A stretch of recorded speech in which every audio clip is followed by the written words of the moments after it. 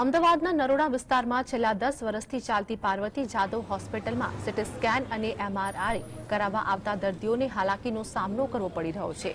હાલાકી એટલા માટે કે હોસ્પિટલના મશીન બંધ કરી દેવામાં આવ્યા છે। ત્યારે આ મામલો હોસ્પિટલના ટ્રસ્ટીઓનું કહેવું છે કે ટોરેન્ટ કંપની દ્વારા દાનમાં આપવામાં આવેલા બંને મશીનો કંપનીના કર્મચારીઓ અને પોલીસ દ્વારા આવીને અચાનક જ ચાલુ સારવારે બંધ કરી દેવામાં આવ્યા હતા।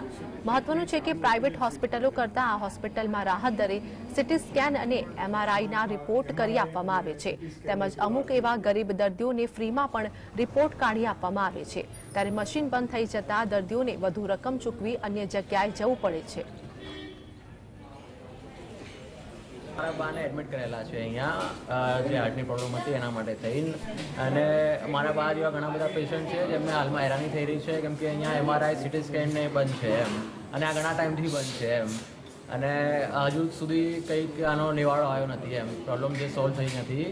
એટલે ઘણી વખત દર્દીઓ બિચારા આશા અહીં આવે છે અને એમને જ્યાં સારવાર નથી મળતી એટલે ઘણી વખત તો રડતા પણ જાય છે। એટલે આવી સ્થિતિમાં અમે વિનંતી કરીએ છીએ ટોરેન્ટ કંપનીને કે ભાઈ આ ગરીબ દર્દીઓની હાય શું કામ તમે લો છો।